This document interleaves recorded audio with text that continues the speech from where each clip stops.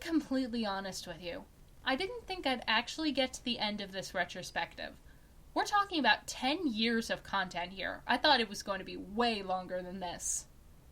Anyway, it's time to finally talk about Diametrics. I actually have an exact date for when I decided to reboot the series again after LS2. It was May 14th, 2017. I had absolutely no idea what I was going to do at the time, but I knew I wanted another hard reboot to scrub away the mistakes I'd made with LS2. Heck, I didn't even have a name for the series at the time. I knew I didn't want it to be named Lightning Speed again. I was tired of Lightning Speed. For the time being, though, the series was codenamed LS3. LS2 was conceived off of the notion that I could fix the mistakes I'd made with LS1 and everything would be okay. LS3 was conceived off the notion that LS1 was a crime against nature whose legacy needed to be erased and replaced with something better. LS3 also had one major difference from LS1 and LS2, and it's the major reason I wanted to change the name of the series. I didn't want to just focus on Jake. I also wanted to turn my focus on Antaeus and Nias. Antaeus and Nias had always had one of my favorite dynamics in the Lightning Speed series. They bounced off each other super well, and their friendship always melted me to pieces. For LS3, I wanted them to be a major focus, meaning that there would be two different sides to LS3, Jake's side and what I then coined as Antaeus' side, as the real main focus of the other side was, at the time, Antaeus. It'd take a lot of research and deliberation on my part to come up with a name for LS3. In fact, it wasn't until July that it finally happened, fueled by a time crunch to have a new name for the series ready in time for its reveal on the series' anniversary.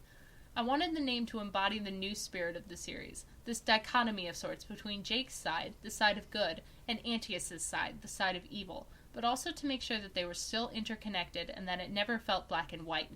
It's an exploration of two sides that depend on each other, yet remain diametrically opposed, as it were.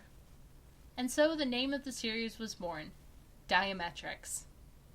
Diametrics has actually gone through several phases since its inception. At the point it was revealed on July 31st, 2017, things were actually very different than they are now. I'd actually attempted to change Jake's name to Jake Sharp instead of Jake Speed, but I actually found myself missing the old name so much that a few months later I switched it back. It's campy, but I still love it anyway. Gwyleth was also supposed to be a thing for a while as another dimension and whatnot, but that was thrown out as well. There was also Antaeus, who was still working off his LS2 character for a good while, snarky pain-in-the-butt knife cat meme fricker that only wanted to piss you off. Then I found that actually changed his dynamic with Nias way too freaking much, and there was no way I was letting that happen. Edgelord Antaeus is far superior anyway. Antaeus was the resident edgelord in LS1, so I had to let him have that role again. It was the right thing to do. Knife Cat Antaeus never felt right to me anyway. If anyone's going to be the Knife Cat in this scenario, it would obviously be Nias. Oh, speaking of Nias, I also switched the focus of the not Jake side of the story to Nias. This happened somewhere around the last anniversary when I was drawing the month-long monstrosity of an artwork and I had Nias at the forefront with Antaeus behind him, and I was like, wait, having Nias be the main focus of the not Jake half of Diametrics makes way more sense narratively because Jake and Nias are literally interconnected but also diametrically opposed. Freaking duh. And that's how Nias became the main character of the not Jake half of Diametrics. It also let Antaeus' plot take a backseat to Nias' plot instead of the other way around, which also made a lot more sense narratively, as Antaeus' plot has very little to do with the bigger picture, while Nias' plot is very much part of the bigger picture. But that's also spoiler territory, so haha, nope! Scylla also existed in Diametrics, for all of 3 seconds before I decided she was garbage and threw her out. There was actually a draft for a beginning to Diametrics that I tried to write somewhere in late 2017. At this point, Jake was still Jake Sharp, Scylla still existed, and the other side of the story still focused on Antaeus. The draft attempted to start both Jake and Antaeus' story. Jake's side took place in Delmont Square, now renamed to Delmont, and featured Jake longing to be a superhero and meeting with Naomi, now far older than Jake in the gang and attempting to start her own small tech business, asking Jake if he wanted to come with her to Centralia to meet the Wonder Girls. And Antaeus' story took place in the snowy wastelands of Lilatia, where he was attempting to search for something with his 2 servants from LS2, Renee and Jonathan, who was renamed to Rowan for Diametrics, before both of them were thrown out because I didn't like them. Before they can find it, though, they're confronted by a member of the nearby research camp, Nano, now renamed to Nikita. Nikita takes Antius, Renee, and Rowan back to his place for the night before Bianca arrives, requesting that Antius come with her. I only say this much because none of this is a thing anymore. I realized pretty dang fast that I shouldn't rush into Diametrics like I did with LS2 because then I'd just be making the same mistake I did with LS2, so I canned the draft and started focusing on refining the story as best I could. Even still, the story is being refined. Heck, I made a major story decision for Diametrics just last week as of the time of writing this script. You remember last year's anniversary piece I slaved over for right near a month? Yeah, it's already outdated. It's been outdated for months now. In fact, I'm literally making decisions about Diametrics as I'm writing this script, so some of the stuff you'll be seeing ahead will have been conceived moments prior to me writing it in the script.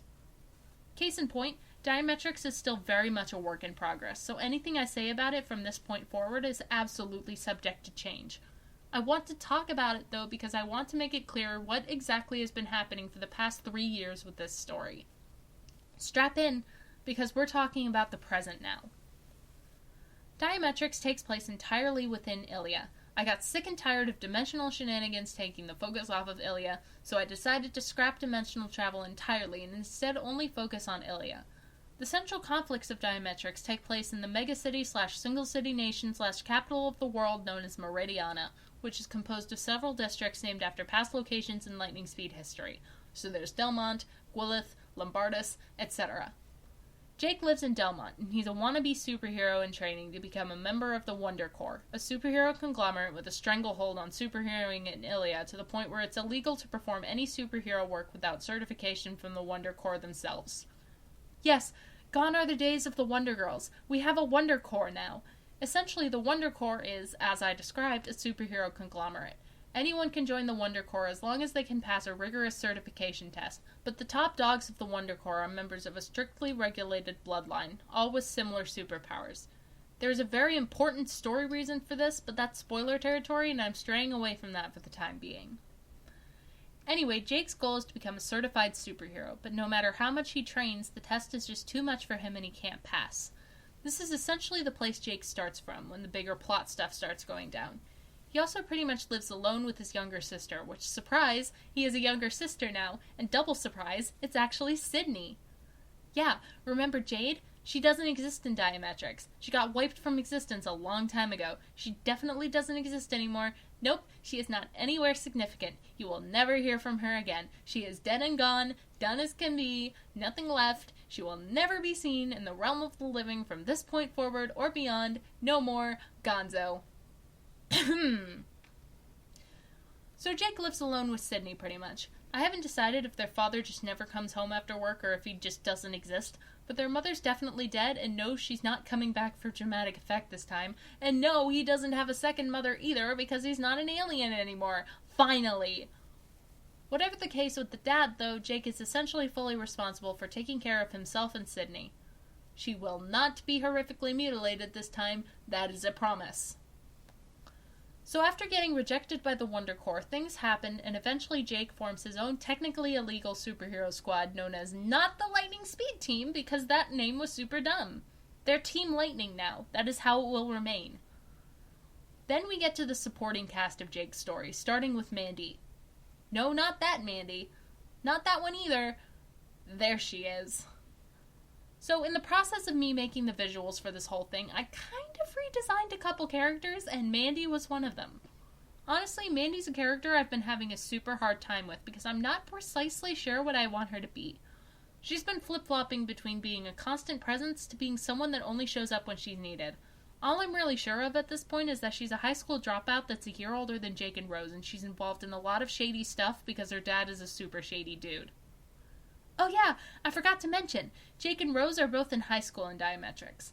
Now, high school will not at all be a plot focus in Diametrics because high school stuff is not at all fun and I want to actually have fun writing this story, but it is a thing that exists, and no, it's not in Dubose. When I trashed the dimensional stuff, I also trashed Dubose along with it. Oklahoma no longer exists. I hope you're happy. Anyway, Jake and Rose are both somewhere around 15 or 16, and Mandy is somewhere in the 17-ish range. Also, just because I'm talking about ages right now, Nice is the same age as Jake, duh, and Antius is 16, which is the only super solid age I have for any of these characters right now. The rest of the characters are big question marks, besides I'm pretty sure I want Wreath to be like 14 or something.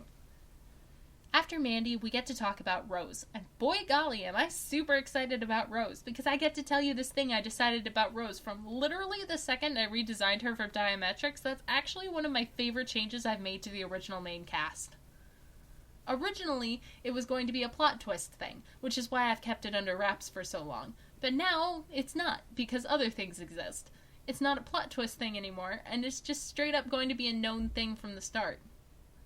So, one of the things I did for Ilia to really make it stand out from the real world and make sure characters like Wreath still fit in was to diversify Ilia's population. There's not just humans. There's a crap ton of fantastical creatures and whatnot here too. That said, Rose is a fairy now. I've also drastically altered the way Rose's powers work. Originally, Rose's powers were kind of ambiguous. Like, well, she can just summon hammers and we have no idea how it works, and she might even be able to do more with it, but we have no idea. But now there's actually a system for how it works, and it involves ribbons. Essentially, Rose has this special ribbon called Fairy Ribbon. If she ties this fairy ribbon around something, she's able to summon it to her hand at will. She ties the ribbon around a fork, she can summon the fork. She ties it around a pen, boom, she's got a pen. She ties it around a puppy, there's your puppy. Easy as that. It's probably going to be a bit of work to balance this whole deal out. Probably something like she can only have a limited number of items ribboned up at a time. It's the way I'd go. But it's definitely easier to explain and wrap one's head around than we have no idea why she can do this one very specific thing, but here you go. She also doesn't have the big Amy Rose hammer anymore, even though I put it there in her visual image. Just pretend it isn't there. I made a base and the base had the hammer and I wasn't even thinking about it at the time and it came back to bite me and I was too lazy to get rid of it. Instead of the big hammer, Rose now primarily uses a much more manageable mallet, although she's definitely got a knife at the ready she could use at any time should she need it. I also imagine that over time she'd acquire more weapons and grow her collection, and in her first references for Diametrics, I actually drew her a crap ton of weapons that I'm not sure if she'll ever use, but they're sure as heck there. I also haven't decided if I want Rose to have fairy wings or not. That's a decision I'll make at some point, I'm sure, but that point definitely isn't now. Then there's Naomi. Naomi is somewhere around 20 years old, and she's trying to start up a small tech company of her own. She's a friend of Jake, Rose, and Mandy, having met Mandy while the two of them were still in school, and being introduced to Jake and Rose later. She helps Jake out with Sydney sometimes, and is just generally amicable and good-natured. A far cry from her callous LS2 iteration. She won't actually be a part of the team, but she'll be supporting them from behind the scenes with her tech stuff. She's cool. Now we get to Nias's half of the story, and believe me, I have so much more decided for Nias's half than Jake's. Let's actually talk about Antaeus first instead of Nias. Antaeus is actually super interesting to talk about in regards to Diametrics because, first off, he's a total reverse Rose situation. Ladies and gentlemen, Antaeus Lafon is no longer a demon. He is just a human now. Shock and horror. Antaeus' backstory actually ties into the larger narrative of Diametrics as a whole. Antaeus is the son of the former head honcho of the Villains League, an organization whose name will eventually be changed most likely, though to what I'm not even sure, because I've tried to rename it before and failed miserably. Said former head of the Villains League was Anita Lafon, and the Villains League absolutely adored her. Somewhere along the line, though, the Villains League was raided by the Wonder Corps because of a false tip, and Anita ended up being killed. This act was seen as completely unjust and out of line, leading to this period of political instability, because in case it wasn't made clear, the Wonder Corps are essentially an extremely huge facet of the government that have a lot of political clout. In the present of Diametrics, the Villains League is a shadow of its former self, having basically fallen to pieces without the leadership of Anita. It's around this point in time where Antaeus runs away from the Villains League because they keep pestering him to take up his mother's mantle and he super doesn't want to, so he's gone for like a year and eventually ends up stumbling upon Nias. Hi, Nias! Nias in Diametrics is an amnesiac that has no idea who he is, where he came from, or why he exists. All he knows is that his name is Nias and that there's someone else living in his mind that whispers horrible things to him every so often and definitely wants Nias gone so it can have control of his body. The only thing that can keep the thing in his head at bay is a precious stone known as fuchsilite, and Nias will stop at nothing to obtain it. He's resorted to thievery to keep himself alive, and even steals cadavers from graveyards to study them and run tests on them and whatnot, in hopes of someday figuring out a way to rid himself of the other person living in his head, who he's dubbed Yang. Essentially, Nias' whole deal gets super spooky, but going further would be wandering into spoiler territory, so I won't do that. Nias is still his fun, quirky self, though. He still has his cactus garden, which he's absolutely given names to. He still eats Sugary's children's cereal straight out of the box all the hecking time. He's still a huge hecking dork that gets excited about doing something fun with his best friend Antius, and his favorite hobby is definitely still holding up convenience stores. These are all things that have been part of Nias' character since LS1, and they haven't changed a single bit, even with Nias getting a new science side. Speaking of dorks, let's talk about the Villains League. Pretty early on, Nias and Antius get found by a member of the League, the Phantom Thief Chardonnay, and they end up going back to the Villains League and hanging out with them, even though Antius super doesn't want to. I mean, I haven't quite decided how this whole thing goes down quite yet, but that's what I'm going with for now. Anyway, they end up hanging out with the Villains League, and it's great, and I want to talk about every single one of these weirdos because they're great. Chardonnay is going to be the one Antius and Nias hang out with the most. Definitely part of the reason being that he's a thief, and Nias vibes with him super well, and they do thief stuff together, and it's great. Chardonnay's real name is Arsène Noir, and he owns a cafe named Noir's to rake in an extra bit of money to support the League. Yeah, in LS1, Chardonnay and Noir were two separate characters, but not anymore. They have been combined. Then you have your typical other members of the League, like Goopy, Greevil, Primrose, and Vixen. There may even be others down the line if I feel led, but these are them for now. Goopy is a shapeshifter that never has a set body, but if he stays as one person for too long, he starts oozing bright green slime. He also suffers from absurd levels of short-term memory loss and is very much a huge dork. Greevil is the same magician, psychopath, abomination of nature he's always been, and he's a super loose cannon that tends to do his own thing 90% of the time. Then, in the process of drawing even more visuals, I decided to switch Vixen back to her LS1 design. She's essentially become an anime foxgirl weeaboo that will show up at your local anime convention to cause as much mayhem as possible. With that, I've given her LS2 role of typical femme fatale with a super snarky attitude back to Eve, who's back once again even though I thought she wouldn't be back. That just goes to show you how ever-changing things are here. Then there's Primrose. Prim actually ties back into the whole strictly regulated bloodlines for the Wonder Corps higher-up deal. Essentially, the circumstances behind Prim's birth defied those strict regulations, so she was barred from being a Wonder Corps higher-up. She got super bitter about it and joined the Villains League to try to get back at the Wonder Corps, and she ended up getting super close with Anita. When Anita died, Prim kind of unofficially took things over, because again, Antius super didn't want to. Her resentment toward the Wonder Corps has only strengthened since Anita's death, but she knows trying to launch a full-on assault would only end in disaster with the current state of the League. Oh yeah, I forgot one. This guy was actually a Villains League member before Lightning Speed was even a thing, but he wasn't a Villains League member in Lightning Speed, even though he did appear a grand total of once.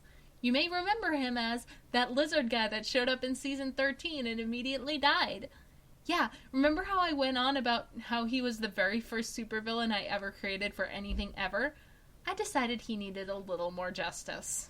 Say hello to Frill Verde, the spaghetti western lizard hacker that has recently stolen my heart and run away with it into the sunset. He's a flamboyant son of a frick that can and will kill you, but also enjoys his old western stereotypes way too hecking much.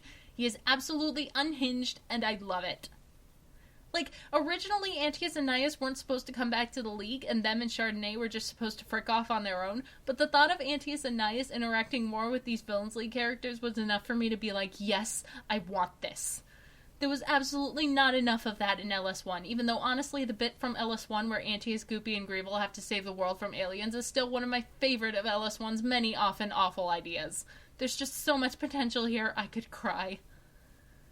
One of the biggest facets of this side of the plot, though, is going to be Pirellis. Pirellis' deal is that he's essentially hunting Nias down to take him back to who knows where, and he's super mysterious and persistent, and they have to keep Pirellis from snatching Nias and also try to get him to give the answers to Nias' past that they're pretty dang sure he has. Pirellis ends up having his own deal later down the line, but, again, spoilers. And now I'm going to swerve and talk about the Ravens. Another facet of Diametrics is the political stuff going on in Meridiana. Besides the Wonder Corps stuff, there's also the huge tech corporation known as Globe. Yeah, you thought that with the way I talked about Globe before it wouldn't be coming back, were you? You were sorely mistaken. Essentially, the gist of it is that Globe has been doing super shady stuff on the side that the Wonder Corps has presumably been turning a blind eye to. So there's this underground rebel organization that calls themselves the Ravens that aim to take Globe down. This stuff spills over big time into Jake's side of the plot, and it also features Wreath, because, oh, hello, Wreath! In Diametrics, Wreath still comes from an impoverished family. Because of this, Wreath works as a blacksmith apprentice to try to earn enough for his family to survive. That is, until everything goes south and he ends up getting dragged into the entire conflict through some devastating thing Globe does. I haven't exactly decided yet. And Globe ends up being the big final boss of the series, essentially. A lot of the beginnings of how all this go down aren't really solid in my mind yet, but through circumstances, Reith meets Jake, Rose, and Mandy, and then they all get dragged into the affairs of the Ravens, led by Emilio de Corvo. Every time Emilio shows up, he has a new last name and a completely different story. There are also the higher-ups of the Ravens, known as the Raven Titans, and the four of them are Gabe, Rita, Aaron, and Ray. Aaron and Ray are pretty similar to their LS1 counterparts, except Aaron has 6 spirits now for his special spirit-powered revolver, and he's also not his dead brother now because that was dumb. And Ray is still a bird boy, but he's a lot more aggressive and snarky and rough around the edges because yes. Then there's Gabe and Rita, who are also definitely not humans anymore. Gabe is an Ifrit to match his fire powers, and Rita is a fish woman to match her water powers, and the two of them are absolutely an item because I love that irony, though. I forgot to mention they were also an item at the end of LS1, but that happened too, so I brought it back, because why not? As for Emilio, he's super edgy all the time, and it makes him really hard to approach, but he's got a soft heart and a super soft wife. Yes, his wife is back. I renamed her to Annie, and she is a sweet cinnamon roll woman that melts my heart.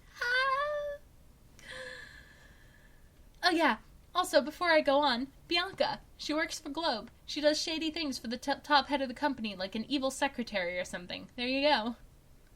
Now, all this might seem like a heck of a lot of loose ends, but they all tie together. I've made absolutely sure they do because I want a coherent narrative this time around. One of the things that bothered me most about LS1 and LS2 was their disjointedness and utter lack of focus, so I'm rectifying that this time around by making sure everything has a reason to exist and it all fits together. Now, I haven't gone over all the characters that are planned to appear in Diametrics, because some of them, like Red and Winona, get into super spoiler territory real dang fast. So there's not really a lot that I could say about them. The most I can say is that Red is a real Demon King now, not just some piddly reject, and Winona, along with her twin brother, who has been renamed to West, is a new species known as a Darkling, and they both have a very important purpose that I can't reveal because spoilers. Then there are some characters that I'm super unsure about whether or not they'll crop back up. Trey and Nikita are two that I'm very uncertain about, but it's essentially a one or the other situation, and one of them would end up being the science guy for the Ravens. Another huge question mark is Dahlia, because if I did have her appear, I would not at all know what to do with her, but at the same time, it'd feel strange to leave her out.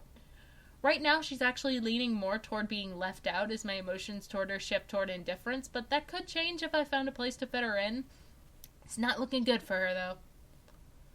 I also have not decided how many of the Wonder Girls will be allowed to remain in the Wonder Corps, but I know for a fact that Christina has been eliminated from existence because she makes me so uncomfortable, it's not even funny.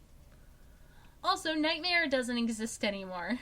Nightmare actually got eliminated in the LS2 era because I felt like his gremlin nonsense and everything else about him lived way too far outside the radius of everything else in the story, which is also definitely still true in Diametrics, even with the whole diverse species in Ilia thing. He's also a major fixture in the Cannon Fire series now, so at least he has a place to belong. As for everyone I didn't mention, they are also, at this point in time, straight up gone. The most I'd probably do with any of them would be minor cameos, but they are not a part of the story. Oh yeah, I also have this. Yes, this is Black Lightning. No, I have no idea what I'm doing with him yet. He's just a design that I'm not even sure if I'll use. I drew him last week. All that said, Diametrics is something I'm super excited for. I want to have fun writing this story, and every decision I've made about it has been working toward that end. Right now, I'm so happy with where everything's been going and how things have been shaping up. Do I know when I'll actually have anything written? Absolutely not. Again, I don't want to rush into this before I have everything ready. I want to give this story the time it needs to develop properly, so I'm sure I'm doing it right this time. It may be years before all this comes to fruition, but I hope that the wait will be well worth it. From the very rockiest of beginnings, through fire and flame, trial and tribulation, and every horrible decision I've ever made, this entire story has been 10 years of learning. Even through the roughest patches, the points where I thought this heck hole of absolute nonsense could never be fixed, I'm proudest of the fact that I never gave up. I kept working to try to make things the very best they could be. I've always believed in the potential of these characters, and I've never stopped working to make their story something I could truly be proud of. Things have changed, but the spirit still remains. The spirit of adventure and superpowered shenanigans. The spirit of friendship and forging your own path in life. The spirit of never giving up, even when things look their bleakest. The spirit of Jake Speed. No matter how long you've been following this story, if you've been following since the very first DeviantArt post, or if you just found out about this whole thing today, I want to say thank you. I know I'm not popular. I know this entire 16-part video series is hardly going to actually reach anyone. I've essentially put 3 months of my life into a project that only 3 people are going to watch all the way through. But to those of you that have, you're the ones that keep me going, even through the days I feel my worst. If I can make even one person happy with this story, then I've accomplished everything. It's been 10 long years of progress. From lightning speed to Diametrics, this has been one heck of a ride. Here's to 10 more. Thank you all so much. If you want updates on how this whole thing continues, I've started back up my Diametrics blog on Tumblr, and I'll be updating with whatever happens from here and beyond. You can also follow my other blogs and my DeviantArt page for even more of my content, such as Cannon Fire or my fan stuff. Links to everything will be in the description. Thank you so much for watching, and good night.